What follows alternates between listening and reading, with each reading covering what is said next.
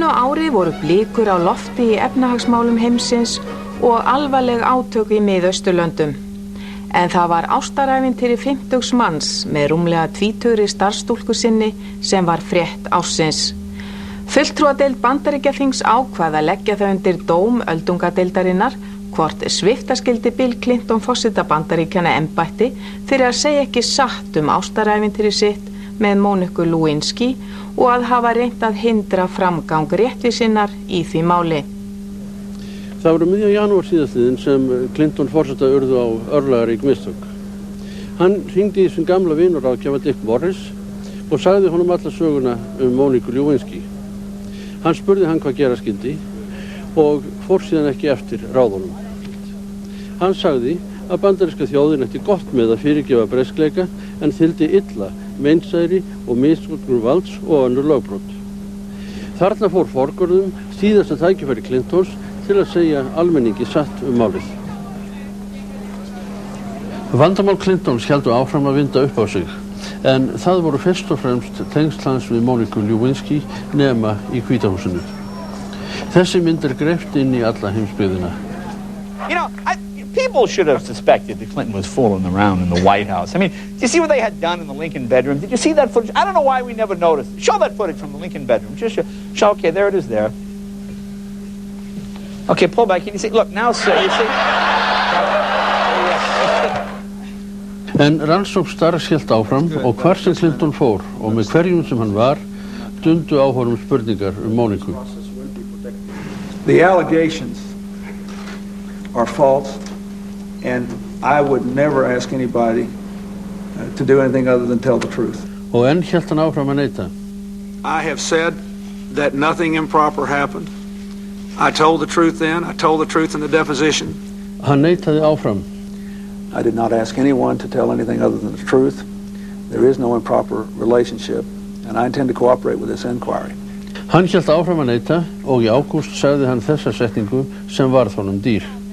I did not have sexual relations with that woman, Miss Lewinsky. I never told anybody to lie, not a single time, never. En varði Hillary Manson. You know, we've been married for 22 years, Matt, and I have learned a long time ago that the only people who count in any marriage are the two that are in it. From my perspective, this is part of the continuing political campaign against my husband. Það var ljóst að ekki trúðu allir því sem Clinton sagði. Eftir yfirheyrslu fyrir kviðdómi sagði hann. In a deposition in January, I was asked questions about my relationship with Monica Lewinsky. While my answers were legally accurate, I did not volunteer information. Indeed, I did have a relationship with Miss Lewinsky that was not appropriate. In fact, it was wrong. Það var almannarómur og þarna hefði Clinton ekki gengið nógu langt og hvergi beðið Moniku afsökunar á hátterni sínu. I agree with those who have said that in my first statement after I testified I was not contrite enough. I don't think there is a fancy way to say that I have sinned. It is important to me that everybody who has been hurt know that the sorrow I feel is genuine. First and most important, my family, also my friends, my staff, my cabinet, Monica Lewinsky and her family, and the American people.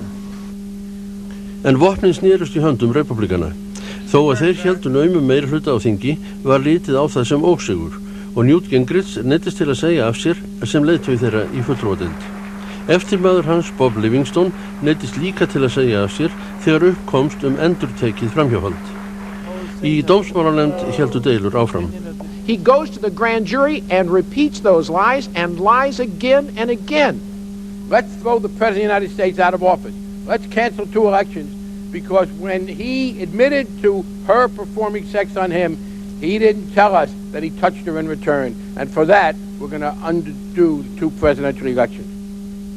Í fulltrúadeildinni allri stóð meirihluti republikana saman og samþykkti að réttur skyldi settur yfir forsetanum í öldungadeildinni.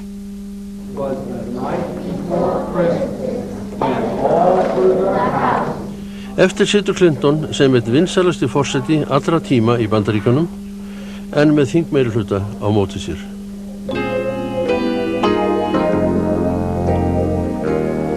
Árið 1998 mesta hamfara ár af völdum veðurs sem sögur fara af. Stormar, flóð, eldgos, skógareldar og þurrkar hafa ekki í annan tíma kostað fleiri mannslíf og meira eignatjón. Af einstökum náttúruhamförum var fellibylurinn Mitch mannskæðastur. Annað eins forviðri hefur ekki sést í Atlantshafi í 2 aldir. De ce côté-là a été les marchés centrales et qui vraiment s'est vachement détruit. Ici a été le ministère de l'Éducation qui s'est détruit aussi. Et cet endroit-là, c'était un endroit situé commercial. Il y avait beaucoup de magasins et des choses comme ça. Meira en 1 milljón manneskjur sem eru búin að missa húsið sitt og hafa ekki mat og mjög mikið af fólk sem líka veikt. Við hefum 5.000 manneskjur sem eru dauðar og við erum vissum að það kemur ábyggilega stækkað númerið opaslega mikið þar fullt af fólki ennþá liggjandi á götunum og við hefum 10.000 manneskjur sem eru horfin sem enginn veit hvort að þau eru dauð. Fellibylurinn Mitch óð yfir lönd sem eru vistfræðilega viðkvæm og efnahagslega veik. Eyðing skóga hefur verið gríðarleg í Mið-Ameríku og fátækt mikil meðal þorra fólks. Hvort tveggja gerir það að verkum að eyðileggingin varð meiri en ella. Mesta fjárhagstjón af völdum veðurs var þó trúlega ekki í Mið-Ameríku heldur í Kína, þar sem Yangtze fljótið gerði óskaplegan usla í sumar. Flóðin kostuðu 3.000 mannslíf en 230 milljónir manna mistu heimili sín.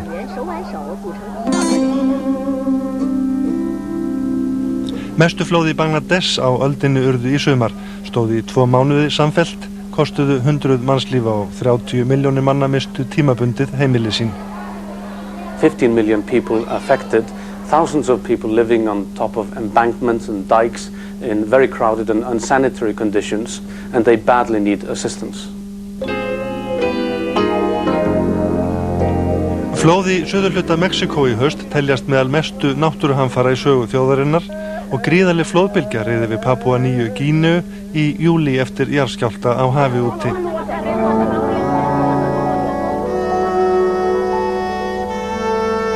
Ítalir fóru ekki varhluta af náttúruhamfarum á árinu. Miklir jarðskjálftar riði yfir annað veifið allan fyrri hluta ársins í Mið-Ítalíu og þá létust á annað 100 Ítalir í aurskriðum í maí eftir langvarandi rigningar.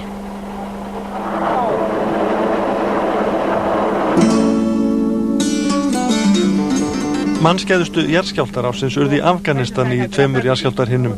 Í þeirri fyrri í febrúar talið að rúmlega 4.000 manns hafi týnt lífi og í þeirri síðari í lok maí fórust að minnstakosti 3.000. Mörg þorp jöfnuðust við jörðu og björgunaraðgerðir voru erfiðar í fjallahéröðunum sem verst urðu úti. Hann lítur kannski ekki út sem hrókur alls fagnaðar þessi, en látið útlitið ekki blekkja ykkur. Þetta sennilega einhver mesti gleðigjafi sem við getum komist í. Í nýjasta tölublaði læknatímaritsins The Lancet sett fram sú kenning að því meira sem fólk borði af fiski, því ólíklegra sé að það verði þunglynt. Í könnuninni kemur í ljós að nýsjálendingar sem borða lítið af fiski eru mjög þunglyndir. Sömu sögu að segja af Þjóðverjum, Kanadabúum og Frökkum, þó svo þunglyndið minnki eftir því sem fiskneyslan eykst. Lítill munur á Bandaríkjamönnum og Puerto Ríkonum, en Kóreubúar eru heldur léttari á bárunni, enda fiskát þar almennara. Tævanar eru með kátari þjóðum en borða í meðalagi mikinn fisk. Japanir eru hins vegar sterkustu rök kenningarinnar með mikið fiskát og ótrúlega lítið þunglyndi. Við pössum kannski ekki alveg inn í þetta munstur eins og við draga fram í Lancet vegna þess að þó við borðum töluvert mikið af fiski þá þunglyndi svipað álíka algengt hér eins og í hinum vestræna heimi. Já, þeir segja það að það sé þarna ákveðna fitusýrur sem eru nauðsynlega til að framleiða serótónín sem eitt af boðefnum í miðtaugakerfinu og lágt serótónín talið geta verið einn af orsaka völdum þunglyndis. Það lítur að vera gott fyrir okkur Íslendinga að flagga þessari kenningu nú þegar þunglyndið aukast allan heim. Og ég verð að segja það fyrir mig að ég var hálf niðurdregin þegar ég byrjaði á þessum lúðubita hérna, en ég bara allur að koma til. Í Rússlandi einkenndist árið sem að líða af miklum efnahagserfiðleikum og óvissu. Einnig setti heilsuleysi Borisar Jeltsins forseta svip á atburði líðandi árs. Glæpaaldar ríður nú yfir landið og fólk sveltur heilu hungri. Hagkerfið í Rússlandi að hruni komið og sparifé landsmanna brennur upp á verðbólgubáli. Milljónir manna hafa enga atvinnu eða hafa ekki fengið útborguð laun í marga mánuði. Í ársbyrjun voru nýjir seðlar settir í umferð í Rússlandi og 3-0 tekin aftan af rúblunni. Í febrúar fór Boris Jeltsin af ríkisstjórnarfundi í fússi vegna óánægju með stöðuna í efnahagsmálum og í kjölfarið hófst hann handa við að reka og ráða nýja ráðherra til að stýra sökkvandi þjóðarskútu. Rússlandsforseti átti í stríði við þingmenn allt árið sem neituðu að samþykkja nýja kraftaverkamenn sem forsetinn skipaði eins og Kirienko sem var forsætisráðherra í nokkra mánuði. En Jeltsin rak ekki aðeins einstaka ráðamenn og nána aðstoðamenn sína á árinu, heldur lét hann alla ríkisstjórnina fjúka í mars. Mál eru afgreidd með fremur óvenjulegum hætti á rússneska þinginu og ef þingmönnum líkar ekki málalyktir, grípa þeir til sinna ráða.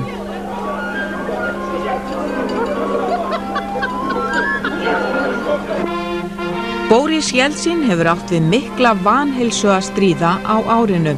Andstæðingar hans segja að hann hafi ekki getað sinnt skyldustörfum sínum og krefjast afsagnar hans. Jeltsin tók á móti Bill Clinton Bandaríkjaforseta í sumar. Undirritaðir voru samningar öryggismál. Almenningur í Rússlandi reynir að mótmæla bágum kjörum og skorti. Nú svo komið að milljónir manna hafa vart til hnífs og skeiðar og borgarstjórinn í Múrmansk sá ástæðu til að biðja Norðurlönd neyðaraðstoð. Glæpaaldan í Rússlandi reis hæst í haust þegar Galina Starovojtova þingmaður var skotin til bana fyrir utan heimili sitt í Pétursborg. Gífurleg mengun í Rússlandi frá gömlum verksmiðum sem reistar voru á Sovéttímanum. Þær eru margar starfræktar enn þó að heilsa starfsfólks bíði tjón af. Þá hafa Rússar ekki efni á því að endurnýja kjarnaofna og tölvubúnað í kjarnorkuverum landsins og því óttast menn að þar geti orðið stórslys. Mikil umbrot hafa verið í Rússlandi frá því að Sovétríkin liðu undir lok fyrir 8 árum en aldrei hefur staðan verið jafn erfið og nú. Þegar þjóðin stendur frammi fyrir algjöru hruni í efnahagsmálum sem hefur komið henni á vonar völ.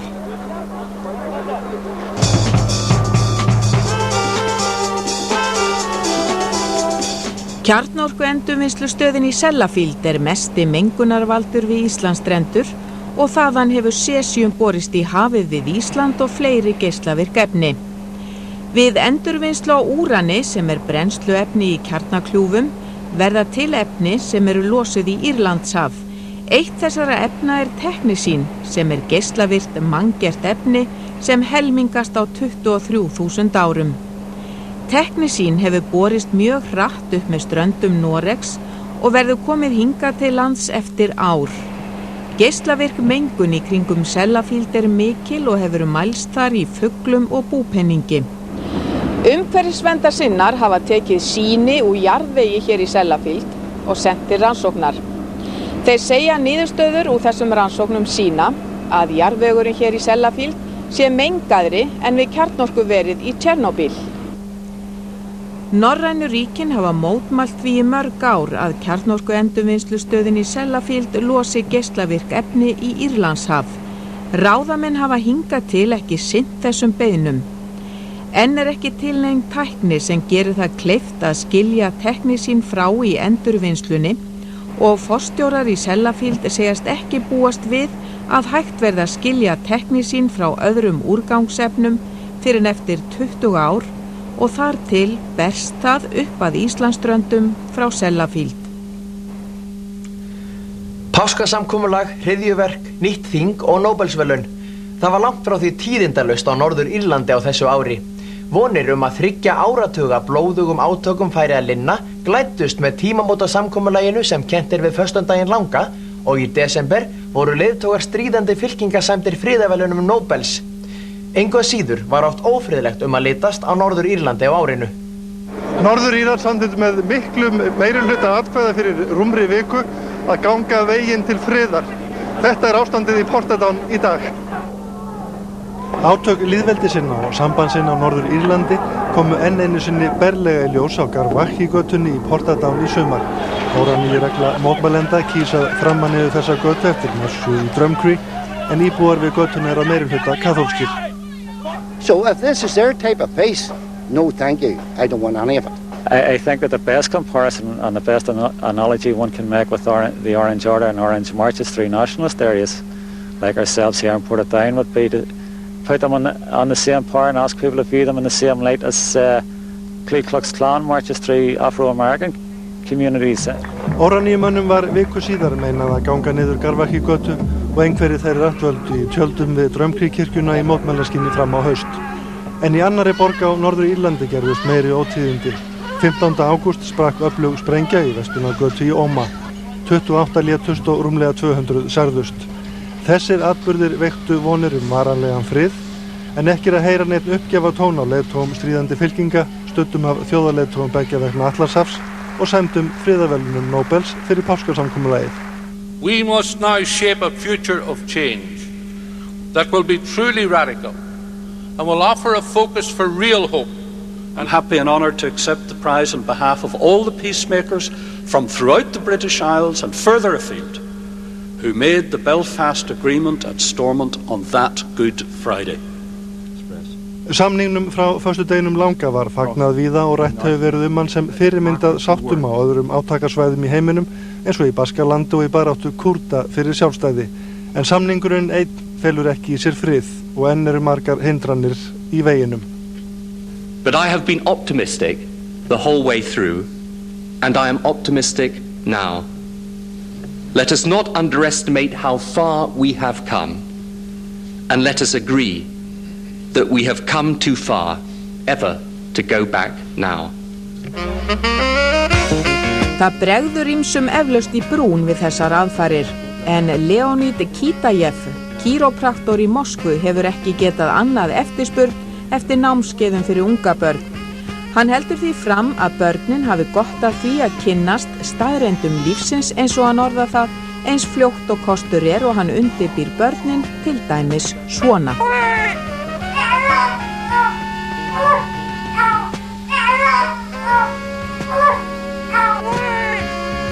Ребенок от природы обладает потребностями, связанными с движением.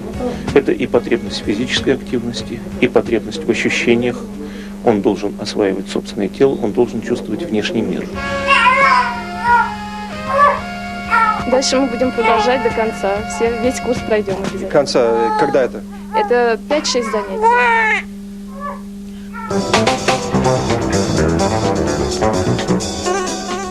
Bill Gates, ríkasti maður heims, stóð í ströngu á árinu. Bandaríska dómsmálaráðuneytið hóf málsókn á hendur Microsoft fyrirtæki hans fyrir meinta einokunartilburði. Málið talið stærsta og mikilvægasta samkeppnismál í Bandaríkjunum í aldarfjórðung. Það vekur mikla athygli þar, snertir enda daglegt líf fjölda fólks. Málið snýst að Microsoft hefur yfirburðarstöðu í framleiðslu og sölu stýrikerfa, það Windows fyrir PC-tölvur. Í krafti þeirrar stöðu reyna þeir að dreifa öðrum vörum fyrirtækisins, til dæmis bráserum eða svokölluðum vöfrum. Ein lausnin sem dómsmálaráðuneytið í Bandaríkjunum hefur stungið upp á að Microsoft dreifi vafra stærsta samkeppnisaðilans með sínum eigin. Þetta telur Bill Gates fráleitt. Forcing Microsoft to include Netscape's competing software in our operating system is like requiring Coca-Cola to include 3 cans of Pepsi in every 6-pack it sells. Þó svo málið hafi verið dómtekið á árinu því hvergi nærri lokið og sviptingar á tölvumarkaðinum munu örugglega halda áfram á næstu árum. Evrópa breyttum svipi í lok ársins þegar söguleg úrslit urðu í þingkosningunum í Þýskalandi. Frændur okkar Svíar og Færeyingar kusu sér einnig nýjar stjórnir og óhætt að segja að nokkuð tímamót hafi orðið í báðum löndunum. 16 ára valdatíð Helmuts Kohls í Þýskalandi lauk á árinu. Hann beið ósigur í þingkosningum fyrir frambjóðanda jafnaðarmanna Gerhard Schröder sem þótti nútímalegri en Kohl og flokkur hans kristilegir demokratar. Kosningabaráttan leit ekki út fyrir að verða spennandi því framan af árinu leiddi Schröder með vel yfir 10% stiga mun, en Kohl gafst ekki upp.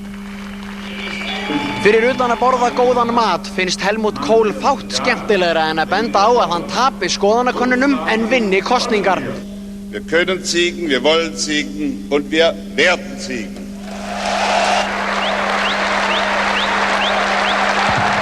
Og undir lokbaráttunar dró mjög saman með flokkunum tveimur. Margir stuðningsmenn Kohls sem höfðu gefið upp alla von sáu skyndilega glætu og jafnaðarmenn sem voru byrjaðir að hrósa sigri brettu upp ermarnar. Schröder gaf allt sem hann átti í lokahnykkin enda hafði hugur hans lengi stemt á ákveðinn stað. Hann hefur raunin að bankað hér á dyr kanslarahússins í 16 ár eða síðan hann gekk hér framhjá ásamt vinum sínum eftir að hafa drukkið bjór hér niður í bæ, réðist á þetta hlið og öskraði: "Hleypið mér inn, hleypið mér inn!" Og einmitt það þurftu kristilegir demókratar að gera eftir kosningarnar því Gerhard Schröder vann yfirburðasigur fyrir jafnaðarmenn. Ich stehe für ökonomische Stabilität und Entwicklung, für innere Sicherheit, aber vor allem auch für außenpolitische Kontinuität. Kohl lýsti ábyrgð á tapinu algerlega á hendur sér. Auf dem jetzt bald stattfindenden Parteitag davon auszugehen, dass ich zu einer Wiederwahl als Parteivorsitzender nicht zur Verfügung stehe. Jafnaðarmenn mynduðu stjórn með græningum en fæstir búast við miklum stefnubreytingum frá því sem verið hefur. Davíð Oddsson hitti Schröder skömmu eftir að hann tók við sem kanslari og fór vel á með leiðtogunum. Þeir sammæltust að efla og treysta samband þjóðana en forsætisráðherra Íslands var meðal fyrstu þjóðarleiðtoga til að fá fund með Schröder. Í Svíþjóð guldu jafnaðarmenn afhróði í þingkosningunum í september. Undir stjórn Jörans Perssons mistu þeir 30 þingsæti. Sigurvegari kosningana var vinstri flokkurinn sem tvöfaldaði fylgi sitt og fekk 12% atkvæða. Meðal helstu stefnumála flokksins var úrsögn Svía úr Evrópusambandinu og aukin útgjöld til velferðarmála. Persson lýsti hins vegar yfir sigri og myndaði stjórn með fulltingi vinstri flokksins og græningja. Færeyingar létu í ljós óánægju með sambandið við Dani í þingkosningunum í apríl. Í kjölfar þess var mynduð ný stjórn þjóðveldisflokksins, þjóðarflokksins og sjálfstýringarflokksins sem stefnir að því að ná fullveldi á kjörtímabilinu og hætta að þiggja beina styrki frá Dönum árið 2002.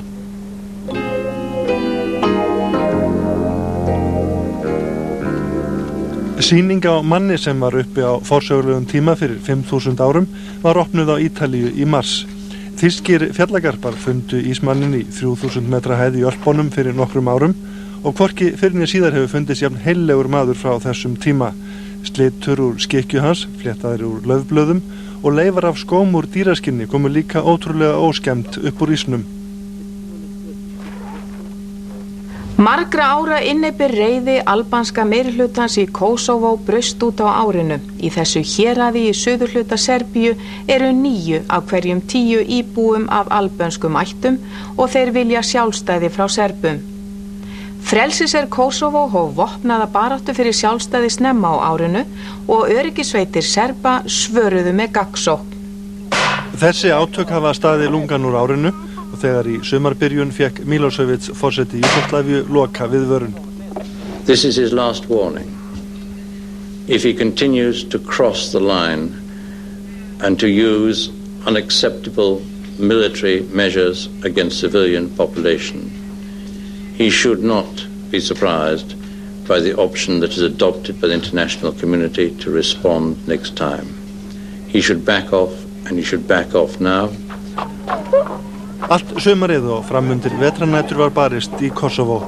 2000 Kosovo-albanar voru flæmdir burt úr þorpum og bæjum, eldar lagðir að húsum og í nágrannarlöndum hírðust 250.000 flóttamenn við bábornar aðstæður stóran hluta ársins. Ólýsanleg grimmd í þessum átökum vakti skelfingum allan heim og fjöldamorð Serba og óbreyttum borgurum urðu til þess að Sameinuðu þjóðirnar og Atlantshafsbandalagið hótuðu að grípa í taumana. Still we have an easy way out of this conflict. It's for Milošević to comply. If Milošević does not comply, I can tell you that NATO is ready, all the allies are ready to act. Nokkrum sinnum lá við loftárásum en á 11. stundu samþykktu Serbar skilmála sem þeim voru settir. Richard Holbrooke, sérlegur sáttasemjari Bandaríkjastjórnar, tókst í októberlok að semja við Milošević brottflutning herja. Þá fyrst gátu íbúarnir snúið heim en við mörgum blasti ömurleg sjón. I came to see what they have done, but like you are seeing together with us, everything is destroyed and steel and there is nothing There is no condition to leave. Lausn á Kosovo-deilunni ekki í sjónmáli. Tímabundinn friður fékkst með samkomulaginu sem kennt við Holbrooke, en á Vesturlöndum ekki tekið undir sjálfstæðiskröfu Kosovo-albana og þeir hafna hugmyndum heimastjórn. Viðbúð því að upp úr sjóði aftur á nýju ári. Þetta Qiu Wenping, hann kann á ýmis hljóðfæri en hefur nú lagt þau flest á hilluna og notar aðeins eitt, andlitið á sér. Qiu uppgötvaði þennan hæfileika sinn þegar hann var að nudda á sér andlitið fyrir 18 árum eftir að hafa æft sig á munnhörpuna.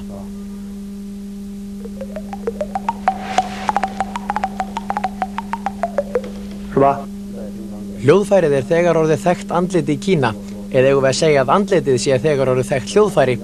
Að minnstakosti flykkjast Kínverjar nú á tónleika hjá Qiu og við skulum heyra hann leika tyrkneska marsinn eftir Mozart.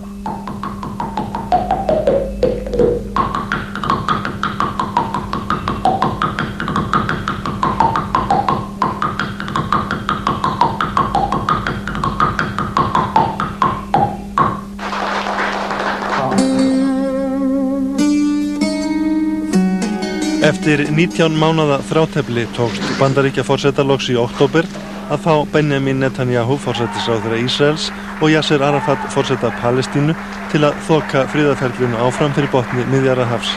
Ávöxtur 9 sólarhringa samningalótu var samkomulag kennt við Væ. I felt that it was a part of my job as president,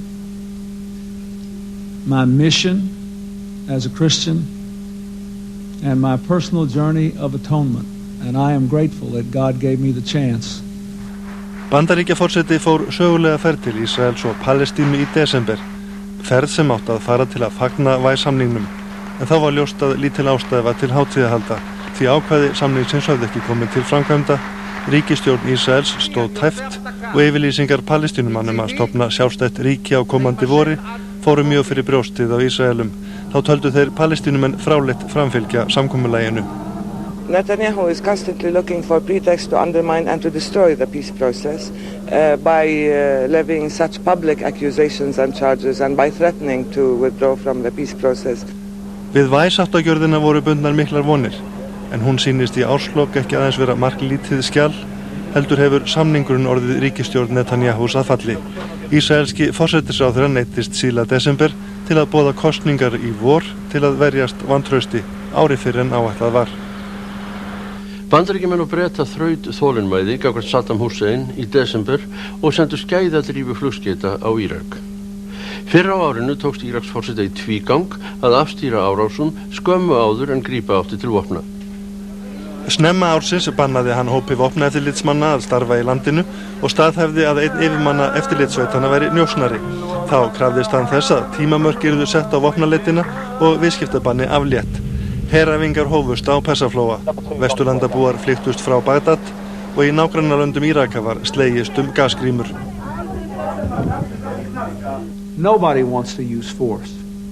But if Saddam refuses to keep his commitments to the international community, we must be prepared to deal directly with the threat these weapons pose to the Iraqi people, to Iraq's neighbors, and to the rest of the world. Miðjan febrúar fór Kofi Annan, framkvæmdastjóri Sameinuðu þjóðanna, frægðarför til Bagdad. Írakar féllust á að fara að skilmálum öryggisráðs Sameinuðu þjóðanna og átökum var afstýrt að sinni. In my view, the terms of this agreement, which have been concluded in writing, are acceptable and remove a major obstacle to the full implementation of relevant Security Council resolutions. Í ágúst kom upp ágreiningur í samskiptum Íraka við vopnaeftirlitsmenn, en í októberlok dró til alvarlegri tíðinda. Þá tilkynntu Írakar að þeir veru hættir öllu samstarfi. Öryggisráðið fordæmdi brot þeirra á samningum og Bretar og Bandaríkjamenn gáfu heimild til loftárása. Brottflutningur fólks frá Írak hófst á ný. Öflugur vígbúnaðar á Persaflóa gaf til kynna að stutt væri í árásir og 14. nóvember þegar búið var að fyrirskipa loftárásir féllust Írakar skilyrðislaust á að hlíta samþykktum öryggisráðsins. Without our preparedness to use force, Saddam Hussein would not be climbing down at all. Bretar og Bandaríkjamenn létu ekki standa við orðin tóm. Miðvikudagskvöldið 16. desember hófust 4 daga flugskeitaárásir á skotmörk í Írak. Árásirnar voru umdeildar, en þegar þeim lauk töldu bæði Bandaríkjamenn og Bretar að þær hefðu skilað viðunandi árangri og Írakar lýstu yfir sigri. Spurningin sem eftir stendur og enginn veit svarið við í árslok hins vegar þessi: hvað svo? Sjaldan hefur hershöfðingi á níræðisaldri valdið jafn miklu uppnámi og Augusto Pinochet hefur gert á þessu ári. Hann var handtekinn í Lundúnum í október þegar hann var að jafna sig þar eftir aðgerð á baki. Pinochet hafði oft áður ferðast til Bretlands og verið látinn í friði, meira að segja drukkið te með frú Thatcher fyrrverandi forsætisráðherra Bretlands. En nú öldin önnur og spænsk yfirvöld báðu Breta að handtaka Pinochet til að sækja mætti hann til saka fyrir morð og pyntingar á spænskum ríkisborgurum í Chile á árunum 1973 til 91. Á þeim árum stjórnaði Pinochet þar með harðri hendi. Skömmu eftir handtöku Pinochets sagði undirréttur í Bretlandi að ólöglega hefði verið staðið að henni og málið fór því til lágvarðadeildar breska þingsins sem samþykkti að Pinochet mætti verða framseldur. My lords, I also agree. It's a brilliant day for all the people of Chile who suffered so much for so long. But at last a bit of justice is being done. This is a great day. Nokkrir bentu hins vegar á að dómurinn gæti haft afleiðingar sem menn ætluðust ekki til að hann hefði. Well, if you're an ex-dictator, you have to watch out if you come to Britain and face the possibility of extradition proceedings to some other country. It doesn't mean you're going to be tried in the UK. It has nothing to do with the possibility of trial here. It's all about, do you have immunity from extradition in some other country? And it raises the stakes, makes life potentially more difficult for ex-heads of states traveling about the world. Eftir að Jack Straw, innanríkisráðherra Bretlands, hafði gefið leyfi sitt fyrir framsalinu, hófu sýlensk yfirvöld ýmiss konar mótmæli og kölluðu meðal annars heim sendiherra sinn í Lundúnum. En í desember tók málið óvenjulega stefnu. Tæpri viku eftir að Pinochet sjálfur kom fyrir dómstóla í Bretlandi ákvað lágvarðadeildin að taka mál hans upp aftur, en slíkt hefur ekki gerst áður í sögu deildarinnar. Ástæðan meint vanhæfi eins lagalávarðarins, en hann þótti hafa of náin tengsl við Amnesty International, mannréttindasamtökin. Að morgni föstudagsins 7. ágúst kváðu við miklar sprengingar með fárra mínútna millibili í sendiráðum Bandaríkjanna í 2 höfuðborgum Afríkuríkja, í Nairobi í Keníu og Dar es Salaam í Tansaníu.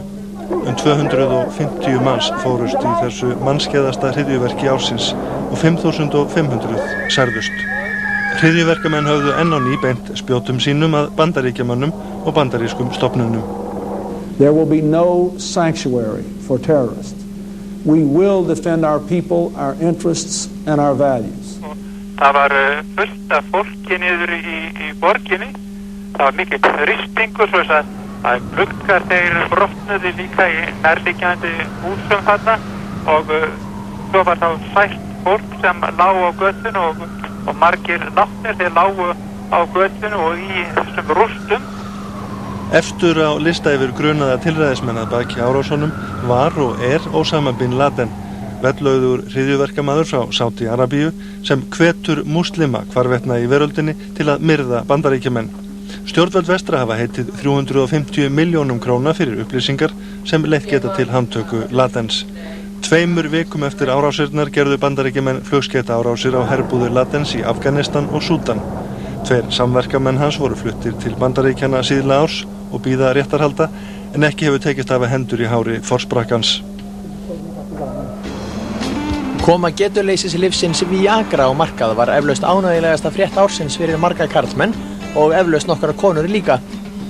Lyfið sagt lækna getuleysi karlmanna og sé það tekið hálfri klukkustund fyrir notkun, getur neytandinn átt von á því að halda stinningu í nokkra stund. Aukaverkanir hafa hins vegar komið í ljós við töku lyfsins. Það helstar að blóðþrýstingur karlmanna eykst mjög og jafnvel talið að þær geti dregið menn til dauða. Ýmsir henda þó gaman að þessu og segja að menn deyji þá að minnstakosti með fullri reisn.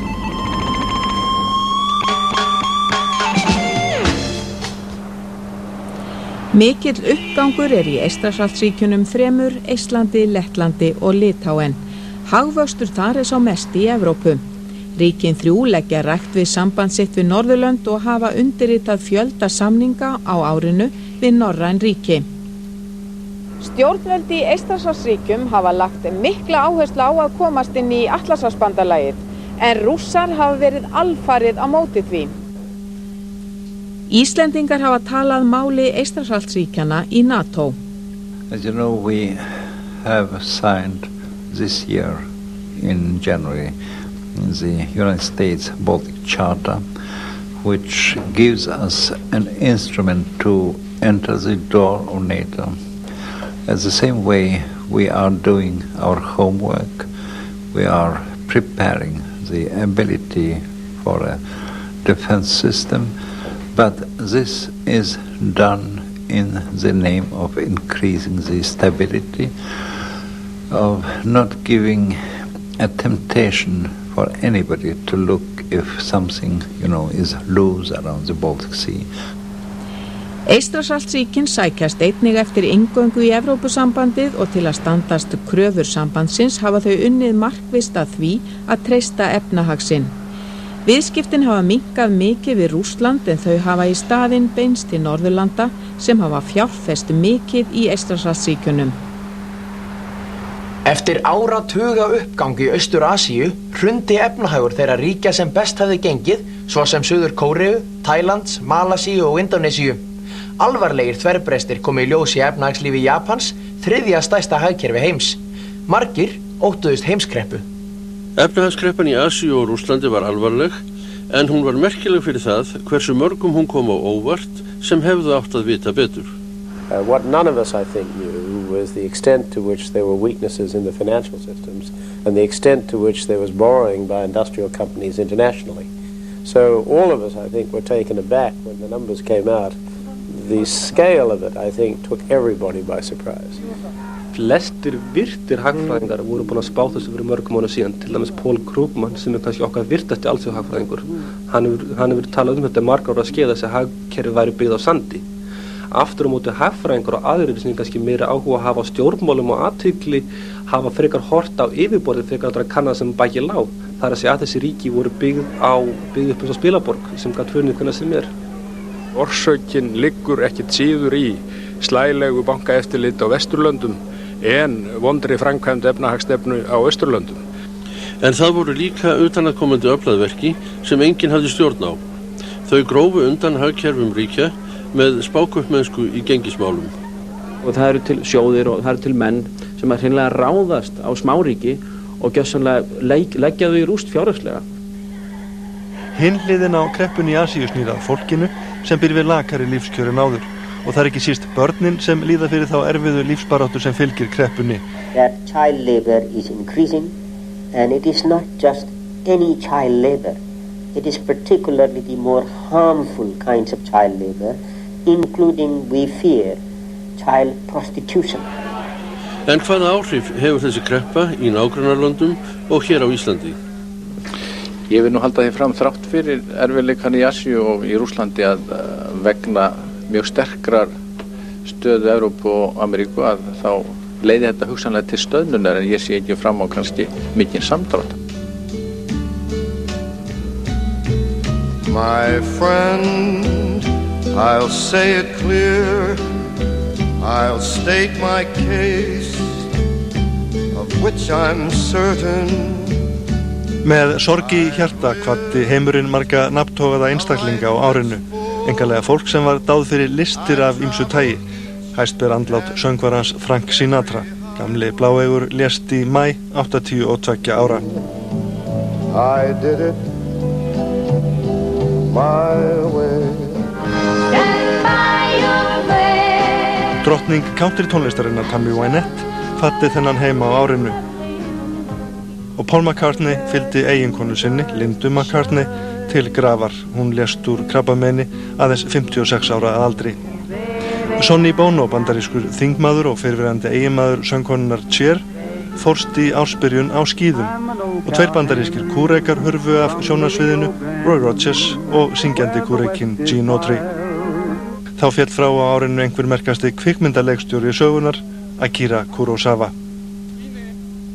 Hvað varðar þá jörðina sem himinin eiga, spurði skáldið frá Fagraskógi og á árinu gátu margir tekið undir það. Rannsóknum á himingeimnum flegi fram og á árinu hófst smíði alþjóðlegra geimstöðvar. Loftsteinar skutu mörgum skelk í bringu og ellilífeyristagi skaust út í geiminn. Á árinu fór John Glenn út í geim í annað sinn 76 ára að aldri og varð þar með elsti geimfari sögunar. 9 daga dvöl Glenns og félaga borði Discovery tókst í alla staði vel. 5, 4, 3, 2, 1. Booster ignition and liftoff of Discovery with a crew of 6 astronaut heroes and 1 American legend. Í lok ársins fór geimskutlan Endeavour út í geim í þeim tilgangi að hefja smíði alþjóðlegrar geimstöðvar. Í september var fyrsta hluta stöðvarinnar skotið á loft frá Rússlandi og borð í Endeavour var annar hlutinn sem smíðaður var í Bandaríkjunum. Það var því nokkur eftirvænting þegar geimfararnir fóru í lengstu geimgöngusögunar til að tengja hlutana 2 saman. Þetta smell passaði allt saman og smíði geimstöðvarinnar verður haldið áfram á komandi ári og fyrstu íbúar stöðvarinnar munu setjast þar að árið 2001. Loftsteinar voru í umræðinu á árinu. Nokkur loftsteinabrot lentu víðsvegar jörðina eins og alltaf og nokkur í nágrenni Íslands. Það hljómaði hins vegar ótrúlega líkt söguþræði tveggja vinsælla kvikmynda þegar fréttir bárust af loftsteini sem stemdi á jörðina og myndi lenda á henni innan nokkurra ára með ófyrirsjáanlegum afleiðingum. Eftir betri rannsóknir kom hins vegar í ljós að upphaflegir útreikningar höfðu reynst rangir og loftsteinin myndi fara nokkuð fram hjá jörðinni. En augu heimsins höfðu opnast fyrir hættunni. There's about 2,000 objects out there on orbits that could someday strike the Earth and which are large enough to do some serious damage, and we have only found 108 of them.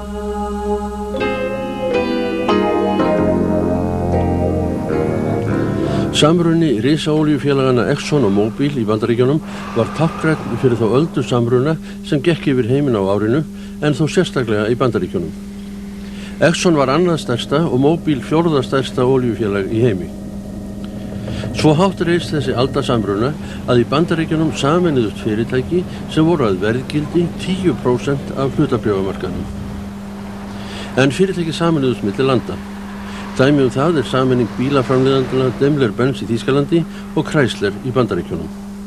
We feel particularly fortunate to be 2 very successful companies with complementary products and to be able to come together and create truly the premier automobile company in the entire world. Here are 2 great companies coming together, 2 winners, and as a result I'm sure the new company will go from strength to strength. En þegar skálaræðum lýkur verður hagræðing af sameiningunni oftast til þess að fjöldi fólks missir vinnuna. Þessi áramót verður evran sameiginlegur gjaldmiðill 11 ríkja í Evrópusambandinu. Aðeins Svíþjóð, Danmörk og Bretland standa fyrir utan. Þessi 11 lönd hafa nokkru fleiri íbúa en Bandaríkin og hagkerfi þeirra samanlagt nálgast hagkerfi Bandaríkjanna að stærð. En hvað vinnst við sameiginlegan gjaldmiðil? Það ekki mjög knýjandi hagfræðileg rök fyrir svona myntsamruna. En aftur á móti held ég að pólitískt sé þetta mjög sterkt í að sameina Evrópu. Það var því örlagarík stund þegar böngum var lokað í síðasta sinn fyrir áramót. Þá var gengi eigin gjaldmiðils skráð í síðasta sinn í 11 löndum. So we have to wait for the last listing of exchange rates on the last day of the year, and only after this has been done could we start the process of then changing over. And of course then all the systems must function smoothly in order to make it until the morning of January 4th when the market opens again. Þetta eru vafalaust mestu tímamót á erlendu vettvangi á þessu ári.